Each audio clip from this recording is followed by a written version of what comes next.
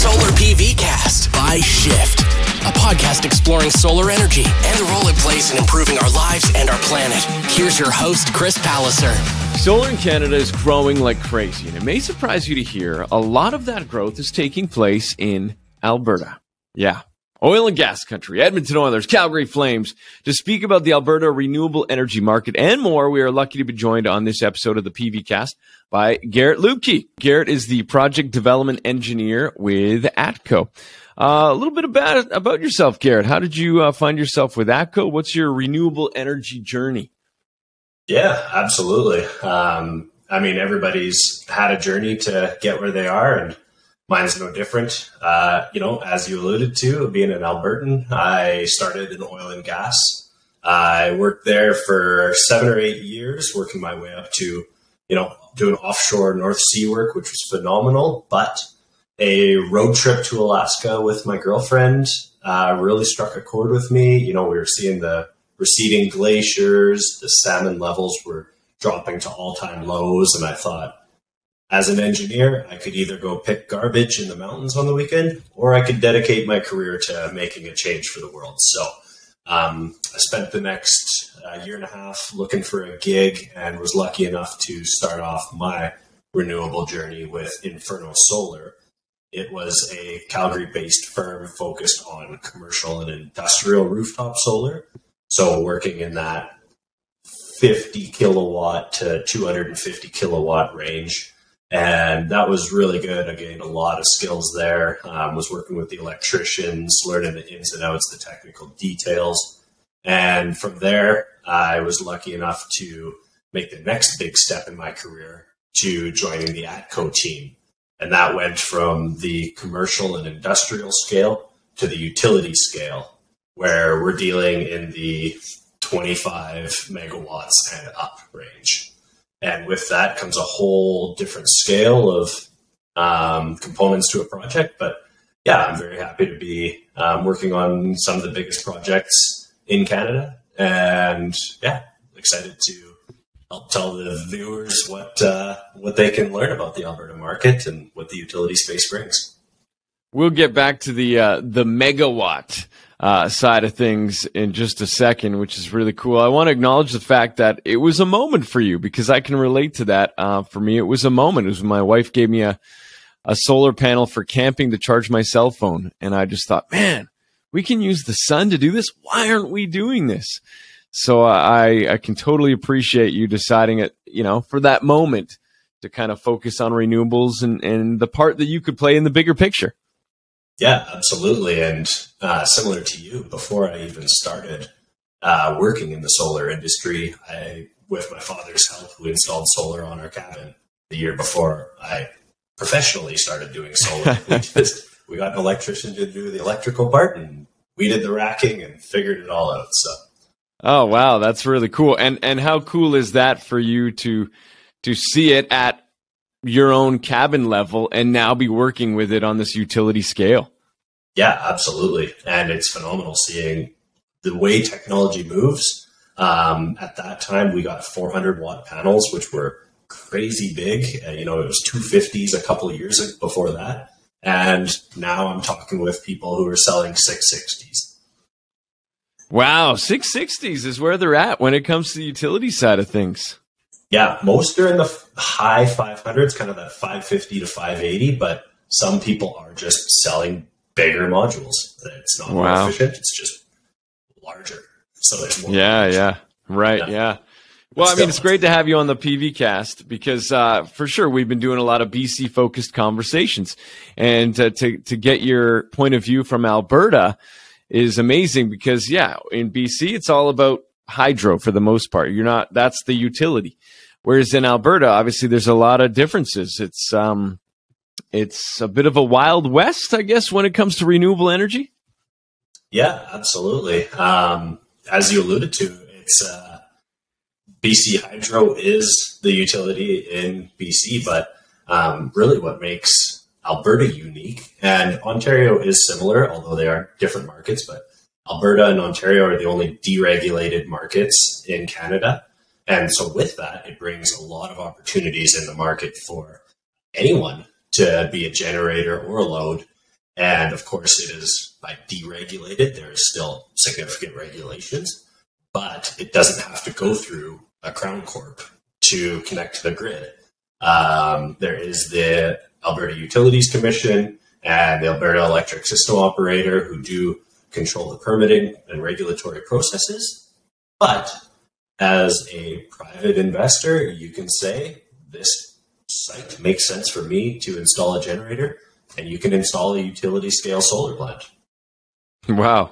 I mean, you need a few things for sure to get some backing, and someone like ATCO has that backing. It's really interesting. I lived in Alberta for a while, and every time I hear ATCO, I just think of my power bills, paying my gas bills, and yeah. So it's pretty cool to see that they're now kind of taking the charge when it comes to renewables. Yeah.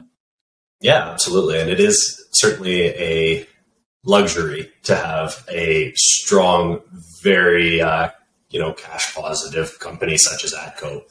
We're not a startup who is extremely strapped when it comes to cash. We are investing heavily in this, and with that, we have acquired multiple wind farms this year, one in Ontario, one in Alberta, and we acquired 1.5 gigawatts of development assets. And so ATCO as a whole is absolutely charging into the renewable space.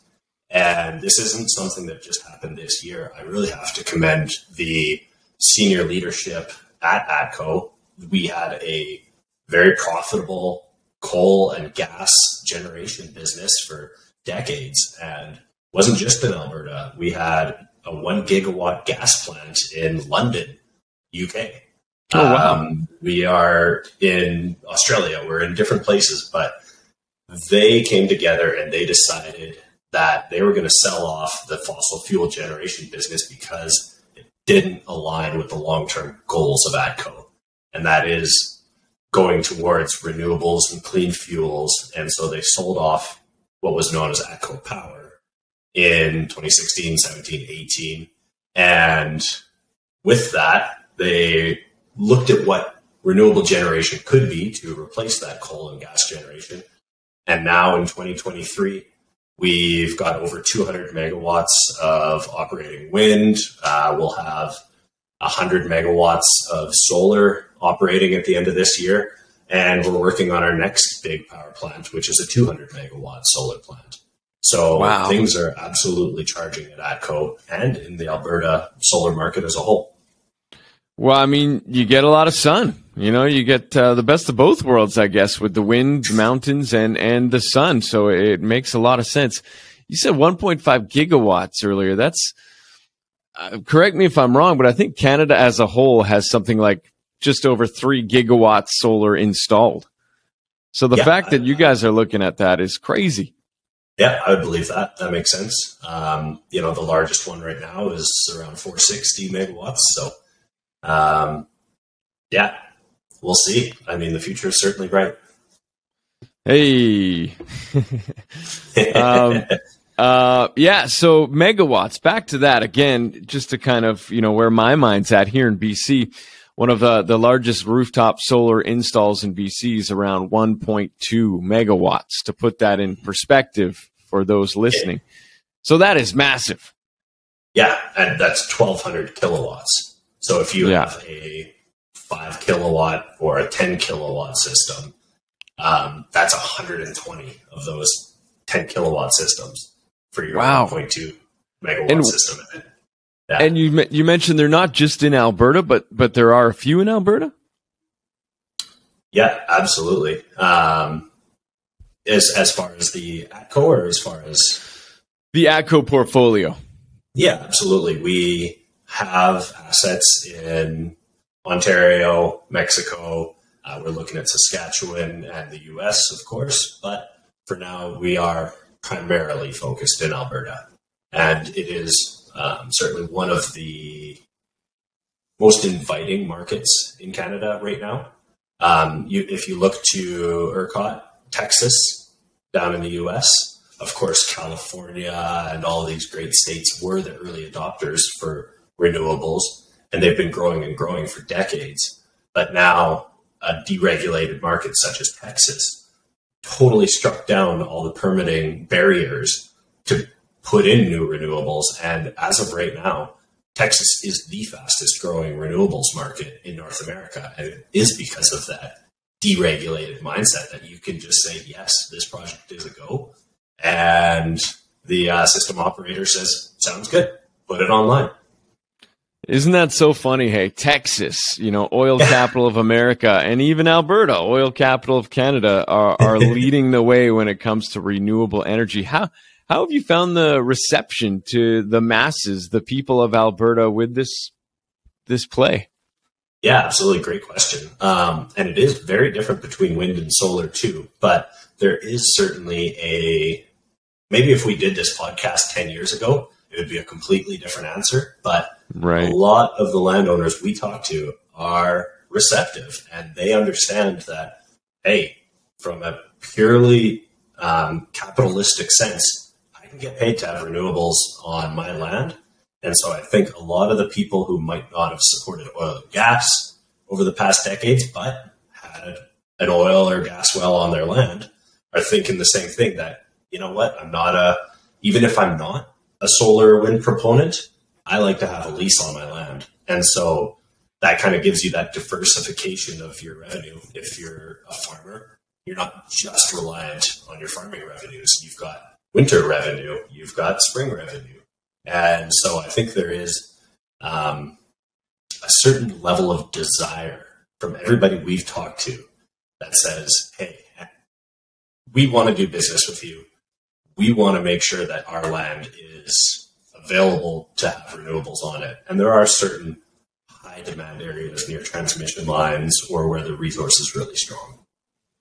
It's really interesting, isn't it? I mean, at the end of the day, we get it. It comes down to making money. How can I make money?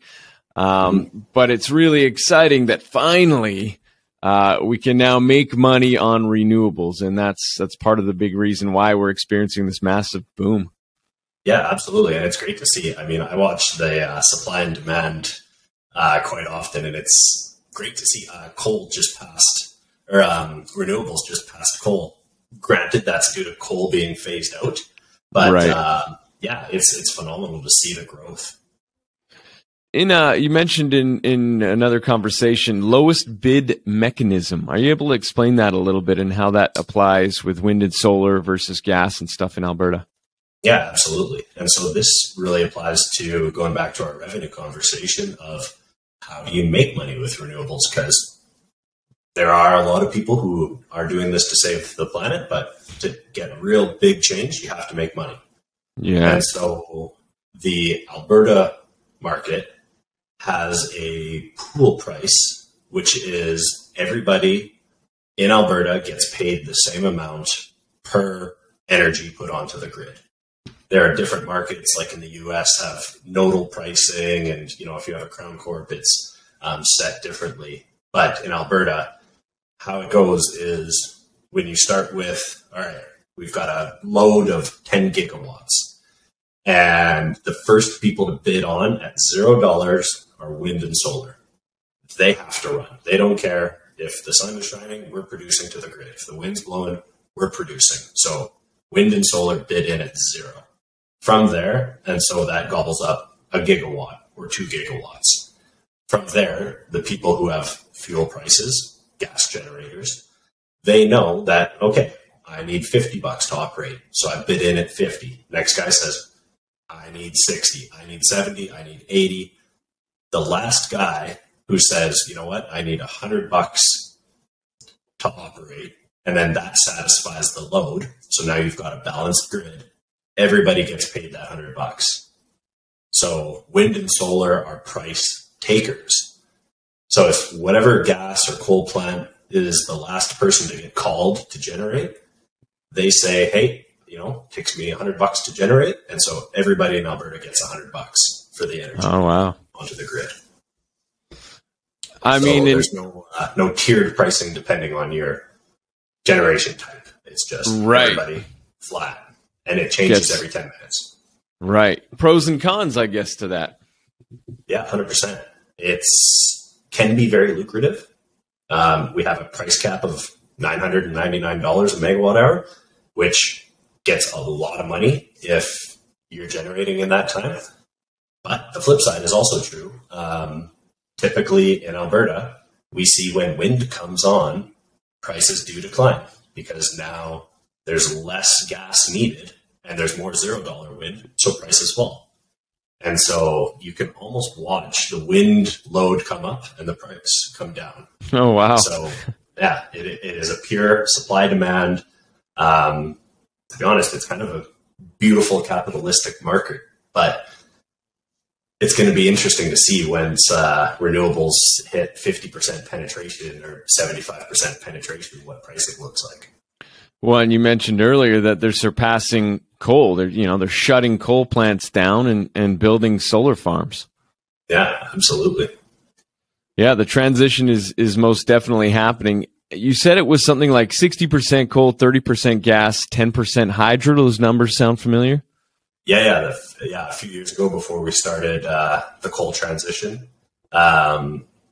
unfortunately, Alberta was a coal grid. There was big plants all around Edmonton, and there was the Battle River, the Wabamunds, a lot of coal generators. And with the provincial and federal governments, a lot of those have been either decommissioned or transitioned to gas. So, yeah, Alberta is still a fossil fuel market, 100%. But now it's about, let's say, 75% gas. And then we're seeing 15% wind, 10% solar, and a mix of other. Hydro is certainly in there as well. It's interesting. I read this article last week about jobs in Canada, and it says something by 2050, there'll be 2.7 million jobs in renewable. That being said, there will be a loss of about 1.7 or 1.5 million in fossil fuels. But overall, when everything shakes out, there's still going to be 700,000 plus jobs in the renewable energy sector. I mean, you and I are one of those jobs. Yeah, very interesting. I love that stat. The I growth, also think it's good for Canada as a whole. Let's welcome these tech jobs. Yeah, 100%, right? Be a leader, which is also exciting because still it's about education, right? Still so many people say, well, solar doesn't work in Canada. It's too cold or there's too many clouds. That's what we deal with here in BC on the West Coast. But that education is changing. Yeah, absolutely. And it's, solar is not the last couple of years, but following a power curve law that prices keep coming down. And so more places, it will make sense. And I think the education part's incredibly important. A lot of people coming out of high school, university, coming out of maybe their first 5 years of work are starting to think that, I could get a job in renewables. There are good careers in it. ATCO, I can't speak for others, but we have a lot of really good, well-paid professionals that are making a career in renewables. It's not just a hobby. And that's the exciting part. And with the federal government incentives and tax credits, which just came out on the commercial side of things, I mean, does that impact ATCO specifically with projects? How does that shake out for you guys? Yeah, absolutely. Huge kudos to the federal government. We have been waiting on an IRA competitor as soon as it came out. We have been challenged to compete with the U.S. on a utility scale. So for us, there's a lot of a different vendor dynamic than compared to the residential. We're talking directly with manufacturers in China and ordering, in the $100 million range orders for modules. And so for those guys, if you can sell it to the U.S., and the IRA is giving you a 30% tax credit, but in Canada, project economics just don't compare, well, then I'm just going to sell it to the U.S.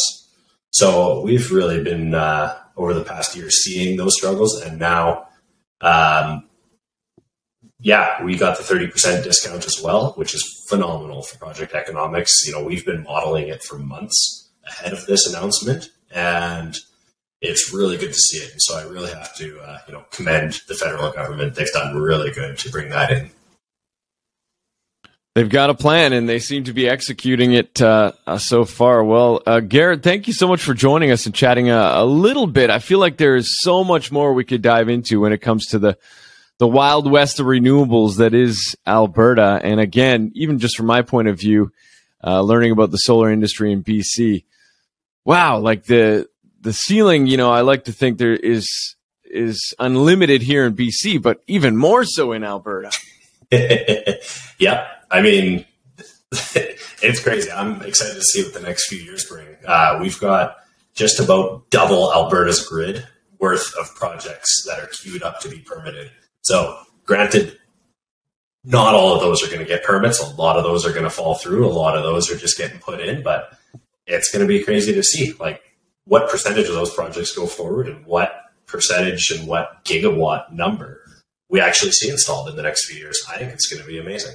So when you say double the grid, so that from a planning standpoint, these in theory projects, if they were to go ahead, would supply the entire Alberta grid with renewable energy and then some. Is that correct? That is correct. Wow. There's, for numbers, easy math, Alberta's a 10 gigawatt grid. I don't have the numbers in front of me, but it's something like 13 gigawatts of solar plus storage. Some are standalone, some are plus storage, and 7 gigawatts of wind. So, like, just those solar and wind alone could replace base load. Of course, you have to choose with intermittency, but yeah, it's exciting to see where these projects are going to go. I'll share one more stat with you that I tell everybody who will listen. Every second, 173,000 terawatts of energy is hitting our planet from the sun. Crazy. And if we could capture all of that, it would only take 1 hour of collecting it to power the planet for a year. I love it. Yeah. Makes sense to me. Let's do it. Yeah, exactly. Let's do it. Let's keep it going. Well, Garrett, thank you very much for joining the Solar PV Cast. We're going to have you back to talk more. Is that cool? Yeah, works for me. There's lots to unpack. Yeah, very much so. Awesome. Well, thanks for taking the time. That was Garrett Luebke on the Solar PV Cast, who is a project development engineer with ATCO in Alberta. Again, Garrett, thank you. Absolutely. Thanks for having me, Chris. The Solar PV Cast by Shift with Chris Palliser. To begin your solar journey, visit shift.ca.